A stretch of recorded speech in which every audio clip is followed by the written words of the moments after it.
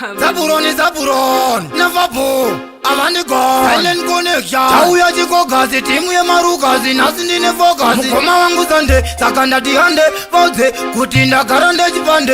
Vauya, sapuku mangwende, Zaburoni chikoko ndakara ini ndine mukwende ndino maizana navo. Vauze kuti ndino peterana navo. 90 minutes kuonesana navo. Kuitira mangwana, kuti izu zisatinete. Kuti nyikwiretike, vauze mataka kuti ndiratike.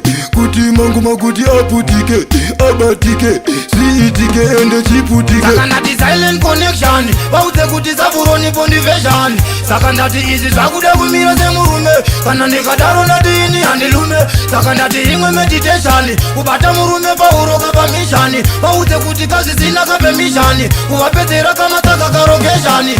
Saka murume nemupini, budisa mazini. Ari muchini, nanga ndaenda nehwini. Vanhu vese ndavapedzera, handisi kudzidzira. Ndauya nine futi yangu, mvunge nini. Vakatiza futi isina mabara. Vanga vazviona kuti nditori mambara. Kutiza futi iyeye muromo. Saka ndati shumba yasvika. Saka shumba yadzova. Saka kudzova kweshumba ndobona churuka ndakomba. Vamwe vari kuti ndodhisa chibaba, vamwe vari kuti ndakabuka chibaba. Vasingazizivi ndinopiga chibaba. Ini ndaida kuvaprova wrong. Saka ndati Silent Connection. Vauze kuti Zaburoni Bondivation. Saka ndati izi zvakuda kumira semurume. Kana ndikadaro ndati ini handilume.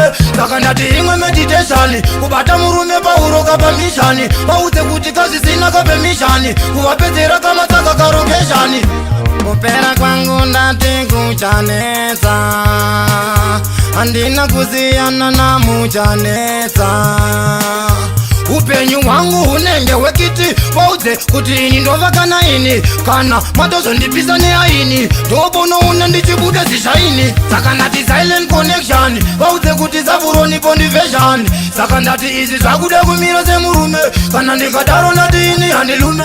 Saka ndati imwe meditation. Kubata murume pauroka pamishani. Vauze kuti kazvisina kapemishani. Kuvapedzera kamataka karokeshani.